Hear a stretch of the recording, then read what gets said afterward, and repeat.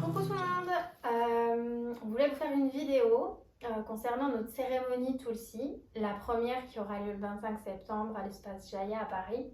On voulait introduire la magie du Tulsi à plusieurs niveaux et vous expliquer un petit peu comment se déroulera la cérémonie et pourquoi justement on fait une cérémonie Tulsi.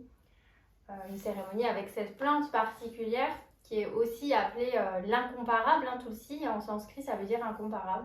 Alors pourquoi? C'est une question? Ouais, tu vas nous expliquer. Je crois que t'en sais pas mal de choses dessus, puisque à la base elle est sacrée en Inde notamment. Tu as quelques liens avec l'Inde, il me semble. Ouais. Alors c'est intéressant parce que tu parles d'incomparable parce que ça a une des qualités en fait du Tulsi qui est le mental. La base du mental, c'est qu'il compare, il mesure, il évalue. Et quand tu parles d'incomparable, c'est en fait le Tulsi nous amène dans cet espace, donc ce qu'on appelle le mental intuitif ou le plan de Bouddhi, cette capacité qu'a le mental d'embrasser en fait les deux côtés de la pièce, les paradoxes. Et quand on compare, c'est qu'on compare toujours par rapport à quelque chose. Et le Tulsi en fait nous amène dans cet espace de conscience qu'on appelle Sadguna. En fait, la guna sattvique, c'est cet équilibre, cette fine ligne. Donc, pour faire clair, donner un exemple concret, le jour, ça va être la guna d'activité, Rajguna, et la nuit, ça va être la guna passive, Tamaguna. Donc le moment d'inertie, le moment où on se repose. Donc il y a l'immobilité et l'activité. Et entre les deux, entre la nuit et le jour, et entre le jour et la nuit, il y a cette guna sattvique qui est le moment où on ne sait pas encore si le jour est devenu nuit ou si la nuit elle devient jour. C'est le moment où les polarités en fait se rencontrent et se fondent dans un espace où on ne sait pas qu'est-ce qui est quoi. En fait, Donc c'est pas comparable parce que et le coucher du soleil n'est pas le même que le lever du soleil. Donc c'est cet espace où en fait il y a une rencontre mais on ne sait pas exactement qui est où. on embrasse les polarités et le paradoxe en fait. C'est cet espace où ça se rencontre. Et c'est assez difficile de le décrire parce que c'est quelque chose qui doit être expérimenté. D'où l'idée en fait pour moi de proposer ça dans un cadre aussi en collectif où on peut vraiment entrer ensemble dans cette expérience-là. Parce que c'est pas vraiment quelque chose dont on peut parler, c'est quelque chose dont on doit faire l'expérience. Le Tulsi, il y a quand même une idée que c'est une plante assez féminine, liée à la mère cosmique, liée aussi, ça serait apparemment la femme de Vishnu, une des déesses. Donc en fait, est-ce que justement le fait de se connecter au Tulsi, tu t'expliquais que ça concilie les polarités, mais est-ce que c'est aussi une plante qui nous permet d'entrer en lien davantage avec la mère universelle et avec notre féminin sacré par exemple? Oui, du fait que c'est une plante, et avec comme toutes les plantes, hein, ce côté mu par l'eau et puis par la terre, donc elle porte l'énergie féminine. Mais je ne sais pas si je dirais que c'est une plante féminine. Elle est tellement, je ne sais pas comment expliquer, mais Holistique. ouais, holistique. Elle permet de connecter en fait. On méditait sur le mantra du Tulsi tout à l'heure. Ça donne aussi cette sensation de clarté, de chaleur, de lumière. Alors que j'associerais pas forcément à quelque chose de féminin, mais c'est cette clarté à partir duquel on peut regarder le monde végétal. Donc c'est pour ça qu'ils appelaient ça la mère ou la reine des plantes, c'est que c'est la plante à travers laquelle on va pouvoir se connecter pour reconnaître en fait les qualités et les synchronicités au sein du vivant. Et c'est la plante de base en fait pour reconnaître les autres, les propriétés, etc. Donc féminine dans le sens où elle va nous donner cette capacité de réception, d'écoute profonde de la vibration de toutes les autres plantes. Mais il y a ce côté aussi masculin de droiture, de pureté, comment je pourrais dire, de clarté. Ouais, clarté dans le côté plus analytique en fait. Qui peut aussi voilà, donner accès à des plans du mental supérieur, etc. Qu'on pourrait parler de qualité plus masculine. Et pour moi, elle est vraiment à la rencontre, en fait, la rencontre du masculin et du féminin. C'est intéressant ce que tu mets en avant parce que quand on s'est connecté justement au Tulsi avec une cérémonie du feu, il y a vraiment eu déjà, voilà, ça a apporté cette lumière. On dit que le Tulsi, ça réveille aussi l'étincelle divine. Mais en lien avec le vivant, moi j'ai vraiment eu cette sensation dans les jours qui ont suivi de connecter de manière beaucoup plus subtile aux arbres, au point où en fait, je les sentais danser, mais communiquer plus facilement avec moi. Et il y avait tu vois, cette notion de séparation en fait de l'ego.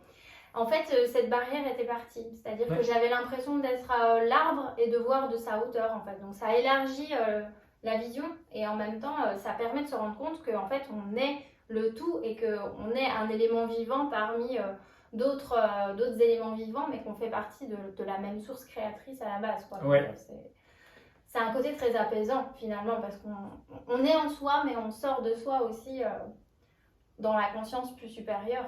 Ouais. Bah, c'est ce que tu partages, ça résonne avec cette notion à nouveau de polarité. Une autre façon de voir la polarité, c'est la polarité intérieure-extérieure.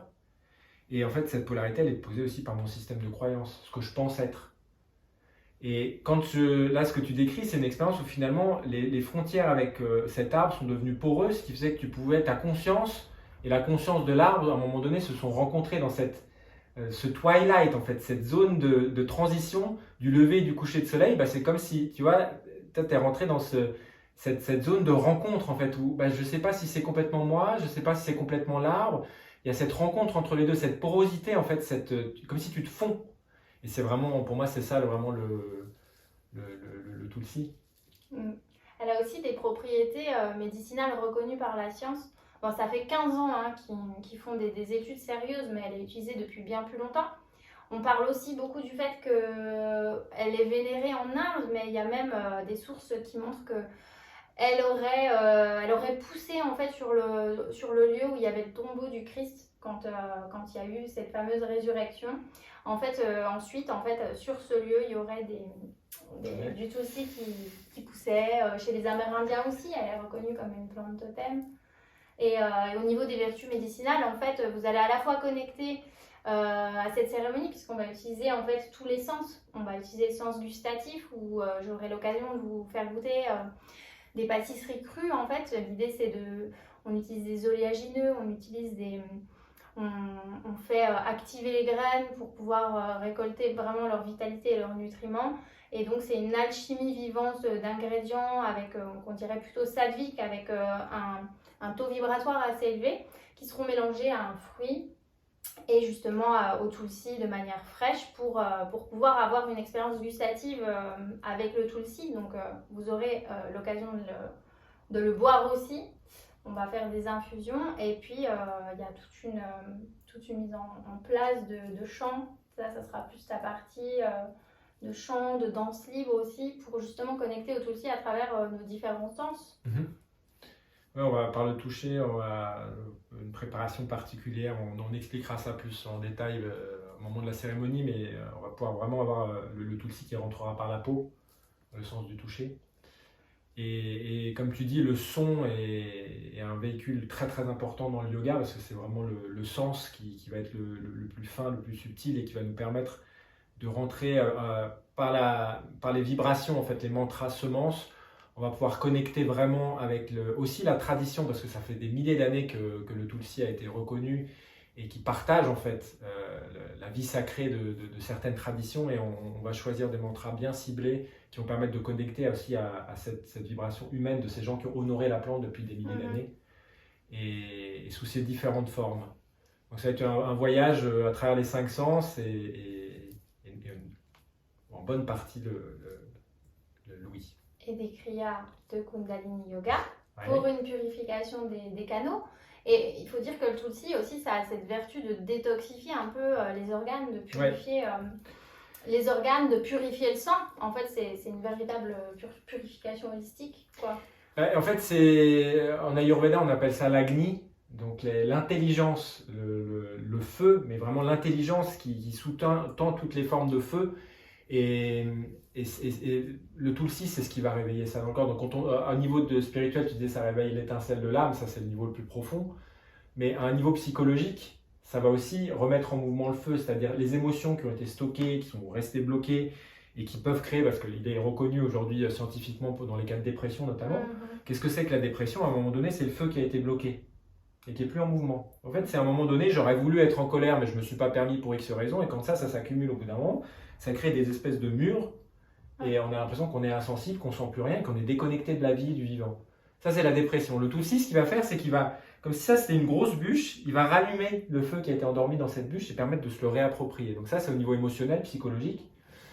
Évidemment, au niveau physique, c'est la sphère respiratoire. Là, on a beaucoup le kapha, le mucus qui peut s'accumuler. Ça va réveiller le feu, donc remettre en mouvement les excès d'eau, de terre qu'il peut y avoir logés à différents endroits.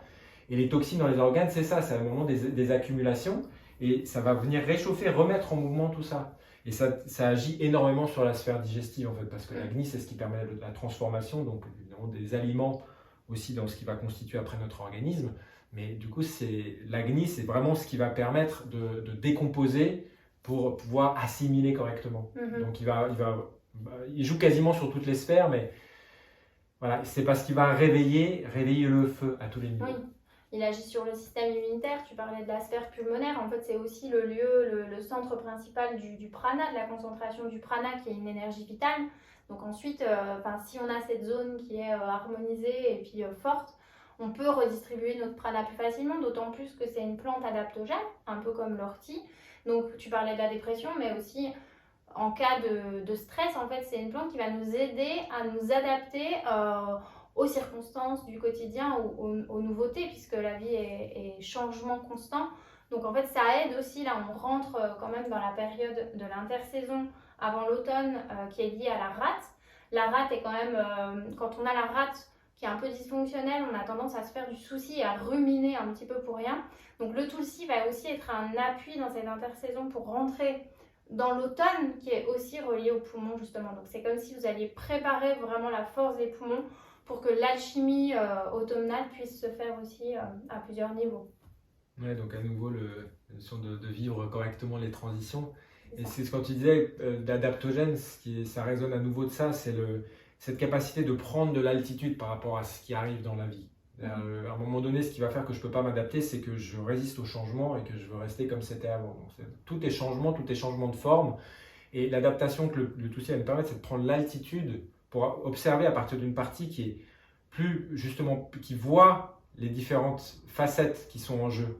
Donc de ne pas rester bloqué sur un côté et une vision, et de voir l'ensemble du spectre pour pouvoir avec confiance aborder le changement. Et ressentir cette stabilité plutôt à l'intérieur de nous, avec quand même, faut le dire, vous verrez au niveau gustatif aussi, il y a une douceur dans le Tulsi qui apporte une sérénité intérieure, qui ouvre le cœur. Donc quand on ressent ça à l'intérieur de nous, forcément, on n'a plus forcément envie de trouver la sécurité à l'extérieur parce qu'on la ressent davantage à l'intérieur. Ouais. Voilà, moi je crois qu'on en a dit pas mal. Merci à tous ceux qui se sont déjà inscrits pour la cérémonie du 25. On va vous mettre les liens au-dessous pour voir un petit peu les détails encore si vous n'étiez pas au courant ou si vous souhaitez vous inscrire, vous aurez tous les détails au-dessous de la vidéo. On se dit à bientôt. Et n'hésitez pas à poser des questions, que ce soit à propos de la cérémonie ou à propos du Tulsi. On sera heureux de pouvoir y répondre et de partager parce que ça nous aime vraiment en ce moment. Donc ce sera avec plaisir que aussi vos questions puissent créer des sujets de vidéos ou d'approfondissement de certaines thématiques autour du Tulsi. Merci beaucoup. Satnam. Satnam.